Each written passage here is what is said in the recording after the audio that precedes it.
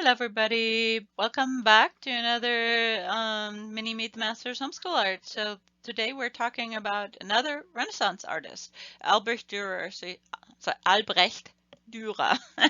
He was a German painter and printmaker. He is responsible for a number of firsts. So before Dürer, people did not consistently sign their work. It was actually considered a kind of prideful thing. I mean, remember, most art was created for churches or worship settings, so like to sign your work was considered prideful. But art was kind of shifting in the day of Dürer, and he's actually responsible for a lot of that shift. That's what makes him such an important artist. And because he was one of the first artists to capitalize on printmaking. If you did an oil painting, you could sell it once. If you made a print, you could run out 500 copies. And so people for the first time were actually able to own art. So you could buy a print for much less expensively than an oil painting and hang it in your house. He was also one of the first artists to actually create nature studies, to just look at nature and just delight in it. So that's really cool about it. So he lived in Germany. There's Germany on the map. He lived in the city of Nuremberg, and this is his house where he lived. So very German looking, isn't it? Okay, so words to know, two types of different print making techniques. So the first one is called relief printing. So relief printing is, for example, a woodcut or a linoleum cut. And so you would use a kind of carving tool to carve your design into the wood, but then the ink would get rolled over the top, so the ink sits on top. So the part you carved is the part that's white. The part of the wood or linoleum that you left, that's what's going to be black. Now, an intaglio printing is actually the other way around. You have a copper plate. You use a boron as a tool to kind of scratch your design into the plate, and sometimes it would be edged in with acid.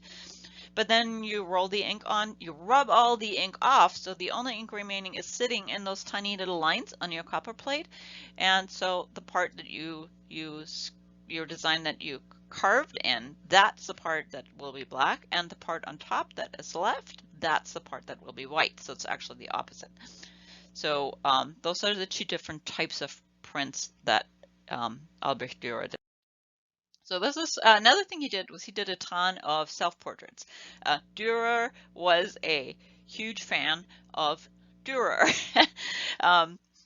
He did a lot of self-portraits, which was not a common thing to do. We saw last time Van Eyck did one, but it was actually really, really uncommon. And we have several of his.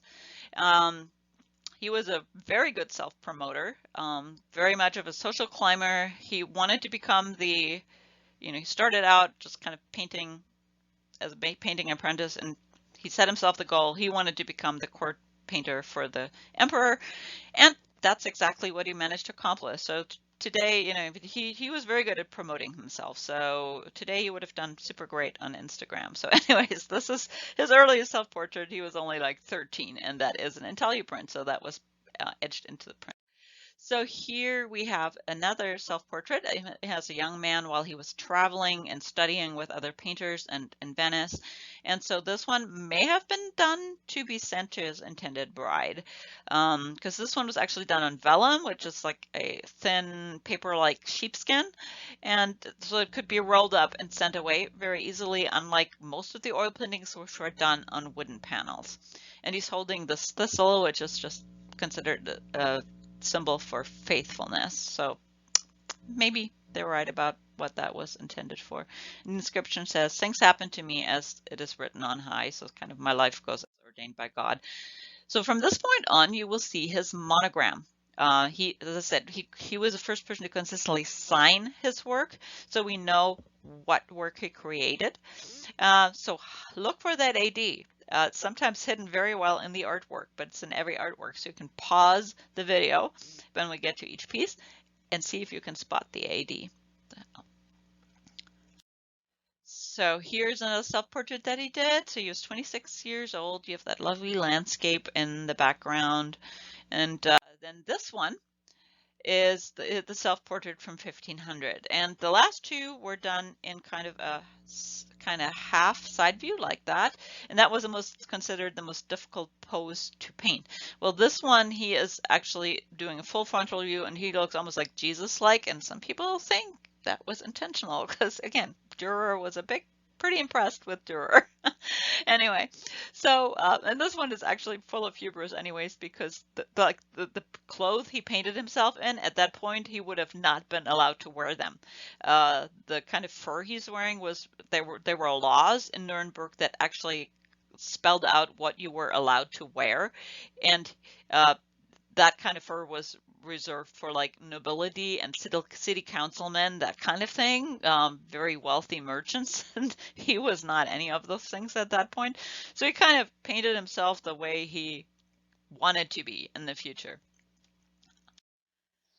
So this is a painting he did for like a German guild down in Venice. So this was 1507. He was traveling again. This is Feast of the Rose Garland. It's another Mary scene that we saw like in Van Eyck last week a lot of. But what is fun is he actually painted himself into the painting. So pause the painting and see if you can find him. You've seen the self-portraits. See if you can spot them. Pause the video. Okay, did you spot him? He was in the back right there. That's him. And he's holding a cartouche, which is kind of a scroll that says, "It took me 5 months to paint this painting." All right, and this is probably his most well-known piece. Shows up all over the place. And the funny thing is that the praying hands, actually, it's a pen and ink. It was just done as a study. It wasn't even meant to be a piece of art on its own. He was kind of going to do a painting of an apostle, and so he was kind of doing a study for how to paint the hands of the apostle, and that's how this piece came to be. But now it's his most famous piece of art. So now we're going to look at some of his woodcuts, and there's a lot going on in these. And so I really recommend you pause the video, maybe even look them up on Google, because in Google, on Wikipedia, the wiki art, they scan them in very high resolution, so you can actually zoom in and look at details, which is really cool. But this one is St. Michael fighting the dragon there. So this is how you make a woodcut. So you can see here that the design is actually in mirror image, because when you print it, that turns it the right way around. So everything you design for a print, you have to design mirror image, because when you print it, it's going to be flipped. So this is, you can see it's carved into the wood, and the part that's actually going to show is the part that's up. So you would roll the ink over the top. So this is another woodcut he did. This is Samson killing the lion. And then here you have the 4 horsemen of the apocalypse. So here's a detail of one of those woodcuts, so you can see how incredibly precise those wood carvings are. I mean, those would have taken like forever to make. But then you could run off, because the plate could be inked up over and over again. You could make probably a few hundred copies before the plate wore out, so you could make a lot of money and create a lot of art out of one plate. And this one is just fun. The rhinoceros, just a fun one. Okay, so here is the other type of printmaking. So this is the copper plate. So you can see how much finer the designs are on that, how the fine lines, and the Buren, that tool is on the bottom left there. You can see what that looked like. That's a tool used to kind of draw those lines in there. So this is his largest engraving. Large is very relative here. This is only about a foot tall. And this is the scene of the conversion of a Roman general named Placidus. And while he was hunting, he had this deer appear with the figure of Christ between its antlers, and then it talked to him in the voice of Christ. And so he fell off his horse and became a Christian and was baptized and became Saint Eustace. Anyway, so this is kind of a fun story. Anyway, so here you can see like a detail of that stag in the background. So you can see how the lines are used to create the lights and the darks. So you have the lines closer together, the dark parts of the painting, where it's white, you have no lines at all, or very loosely arranged lines. And here's a close-up of that horse's nose, so you can see those lines exactly.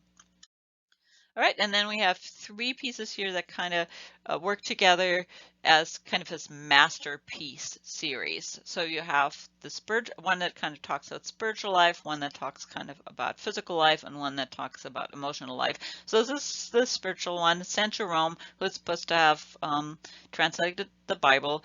He's in his study. And if you look at each of these paintings, engravings, they have three things in common. They all have a skull, they all have a dog, and they all have an hourglass. So go see if you can spot those. Pause the video, hunt for those, and the AD.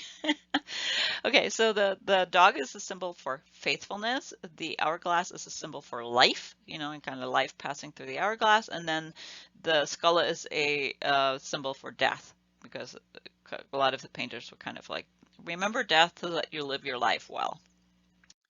So this is the second one in the series. This one's about physical life. This is a knight, the devil, and death. So see if you can find the dog, the skull, and the hourglass. And this is Melancholia. So she was kind of about emotional life. Dürer was kind of given bouts of depression. So this is kind of how he pictured depression. You have this very heavy body. The wings are kind of, she would like to fly, but she really can't because she's too heavy for those wings to carry her. All right, and that brings us to his nature studies. I love these because like nobody before Dürer thought to do this, to just sit and paint tufts of grass. And they're lovely. They're very lifelike, beautifully done. So these are watercolor and gouache. So gouache is kind of like watercolor. It has kind of more white pigment in it, so it's more opaque. So where watercolor is more translucent. This is another watercolor and gouache. This is my favorite, the young hare. He's just so lovely. And this one is just fun because you can see all the detail in each little feather, and the colors are just amazing. So this is Wing of a Blue Roller. And then this one I just put in because at the library we love owls. Houdini, the owl, is our mascot. So this is Dürer's little owl. Isn't he cute? Okay, so as I said, he did end up becoming the court painter for Maximilian I. And he painted this portrait of him, and he actually hated it and gave it to a distant relative. So there's that. But he did become the court painter and became quite wealthy and quite well esteemed. So we're going to have a couple options for art project today. So you can either draw a self-portrait, because you saw Dürer love to do this. Just sit in front of a mirror and try to draw yourself. And then the second one is you can design a monogram for yourself. So if you Google calligraphy alphabets, it'll bring up a lot of options of different letters that you can use to design your own monogram like Dürer did. Okay, let's make some art. So this is a self-portrait I did, and as you can see, mine is like a fractured self-portrait where I sort of did different pieces and parts of me and then put them all together in one frame. So that might be an idea too. All right, so now it's time to make our monogram. So I went ahead and I printed out an alphabet that I liked, and then I cut out the 2 letters for my name. And then I arranged them on the paper. So here's the 2 letters, and you play around with how you want to place them, up and down. And then I just put another clear piece, a thin piece of paper, like a piece of computer paper over the top, and traced it. And so that was that one right there. That one is from the alphabet that I printed out. And then I just played around with letters and came up with another few monogram ideas for myself. So I'd love to see your monograms or your self-portraits. Just sit in front of a mirror and draw yourself. And that's pretty much what Dürer did too. So I would love to see your work. Send me an email at starbranchlibrary@adolib.org. Bye-bye.